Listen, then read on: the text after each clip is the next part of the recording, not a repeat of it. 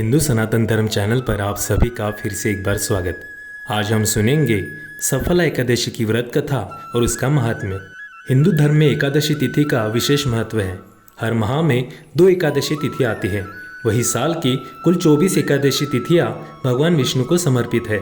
हर मास के कृष्ण और शुक्ल पक्ष को एकादशी तिथि पड़ती है। हर एक एकादशी का विशेष महत्व है और उसे अलग अलग नामों से जाना जाता है। 2024 की पहली एकादशी यानी पौष मास के कृष्ण पक्ष की एकादशी, जिसे सफला एकादशी के नाम से जाना जाता है। कुछ जगहों पर इस एकादशी को पौष कृष्ण एकादशी भी कहा जाता है। इस दिन भगवान विष्णु की विधिवत पूजा करने के साथ व्रत रखने का विधान है। सफला एकादशी के दिन स्नान और दान का भी विशेष महत्व है। सफला एकादशी साल 2024 की पहली एकादशी है। आइए जानते हैं सफला एकादशी की तिथि, शुभ मुहूर्त, पूजा विधि और इस दिन का महत्व।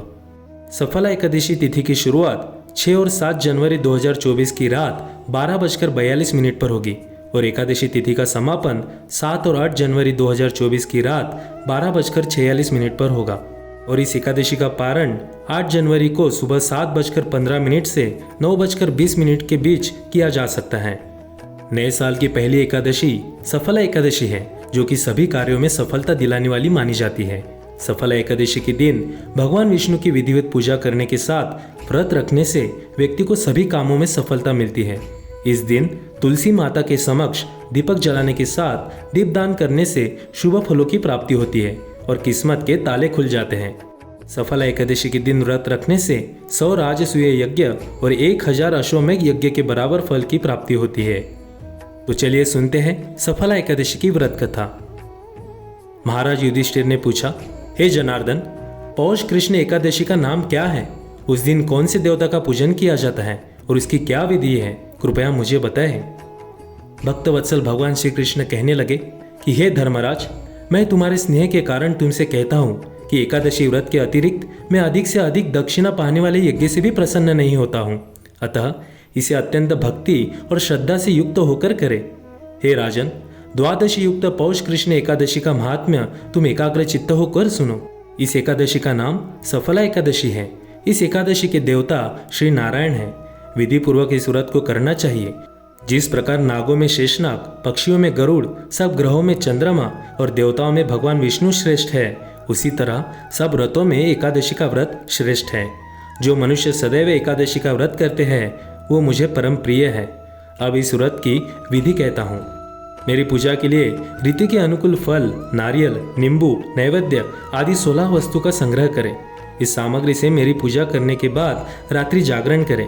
इस एकादशी के व्रत के समान यज्ञ, तीर्थ, दान, तप तथा और कोई दूसरा व्रत नहीं है। 5000 वर्ष तप करने से जो फल मिलता है उससे भी अधिक सफला एकादशी का व्रत करने से मिलता है। हे राजन, अब आप इस एकादशी की कथा सुनिए। चंपावती नगरी में एक महिष्मान नाम का राजा राज्य करता था। उसके 4 पुत्र थे। उन सब में लुम्पक नाम वाला बड़ा राजपुत्र महापापी था। वो पापी सदा परस्त्री और वेश्यागमन तथा दूसरे बुरे कामों में अपने पिता का धन नष्ट किया करता था। सदैव ही देवता, ब्राह्मण व वैष्णव की निंदा किया करता था। जब राजा को अपने बड़े पुत्र के ऐसे कुकर्मों का पता चला तो उन्होंने उसे अपने राज्य से निकाल दिया। तब वो पूछने लगा कि कहाँ जाऊं, मैं क्या करूं? अंत में उसने चोरी करने का निश्चय किया। दिन में वो वन में रहता था और रात्रि को अपने पिता की नगरी में चोरी करता था तथा प्रजा को तंग करने और उन्हें मारने का कुकर्म करता था। कुछ समय पश्चात सारी नगरी भयभीत हो गई। वो वन में रहकर पशु आदि को मारकर खाने लगा। नागरिक और राज्य के कर्मचारी उसे पकड़ लेते किंतु राजा के भय से छोड़ देते। वन में एक अति प्राचीन विशाल पीपल का वृक्ष था। लोग उसकी भगवान के समान पूजा करते थे। उसी वृक्ष के नीचे वो महापापी लुम्पक रहा करता था। इस वन को लोग देवताओं की क्रीड़ा स्थली मानते थे। कुछ समय पश्चात पौष कृष्ण पक्ष की दशमी के दिन वो वस्त्रहीन होने के कारण शीत के चलते सारी रात्रि सो न सका। उसके हाथ पैर अकड़ गए। सूर्योदय होते होते वो मूर्छित हो गया। दूसरे दिन एकादशी को मध्याह्न के समय सूर्य की गर्मी पाकर उसकी मूर्छा दूर हो गई। गिरता पड़ता वो भोजन की तलाश में निकला। पशुओं को मारने में वो समर्थ नहीं था, अतः पेड़ों के नीचे गिरे हुए फल उठाकर वापस उसी पीपल वृक्ष के नीचे आ गया। उस समय तक भगवान सूर्य अस्त हो चुके थे। वृक्ष के नीचे फल रखकर कहने लगा, हे भगवान, अब आपके ही अर्पण है ये फल, आप ही तृप्त हो जाइए। उस रात्रि को दुख के कारण रात्रि को भी नींद नहीं आई। उसके इस उपवास और जागरण से भगवान अत्यंत प्रसन्न हो गए और उसके सारे पाप नष्ट हो गए। दूसरे दिन प्रातः एक अति सुंदर घोड़ा अनेक सुंदर वस्तुओं से सजा हुआ उसके सामने आकर खड़ा हो गया। उसी समय आकाशवाणी हुई कि हे राजपुत्र, श्री नारायण की कृपा से तेरे सब पाप नष्ट हो गए हैं। अब तू अपने पिता के पास जाकर राज्य प्राप्त कर। ऐसी वाणी सुनकर वो अत्यंत प्रसन्न हुआ और दिव्य वस्त्र धारण करके भगवान आपकी जय हो कहकर अपने पिता के पास गया। उसके पिता ने प्रसन्न होकर उसे समस्त राज्य का भार सौंप दिया और वन का रास्ता लिया। अब लुम्पक शास्त्र अनुसार राज्य करने लगा। उसके स्त्री पुत्र आदि सारा कुटुंब भगवान श्री नारायण का परम भक्त हो गया। वृद्ध होने पर वो भी अपने पुत्र को राज्य का भार सौंप कर वन में तपस्या करने चला गया और अंत समय में वैकुंठ को प्राप्त हुआ। अतः जो मनुष्य इस परम पवित्र सफला एकादशी का व्रत करता है उसे अंत में मुक्ति मिलती है। जो नहीं करते वो पूंछ और सींगों से रहित पशुओं के समान है।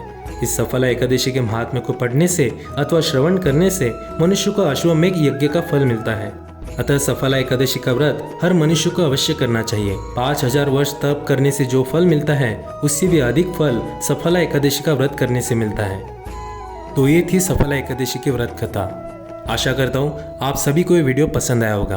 अगर आपको ये वीडियो अच्छा लगा हो तो अपने दोस्त और अपने परिवार के साथ शेयर कीजिए और जपते रहिए हरे कृष्ण कृष्ण कृष्ण हरे हरे, हरे राम राम राम हरे हरे।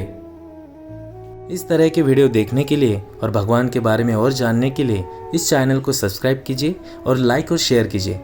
धन्यवाद।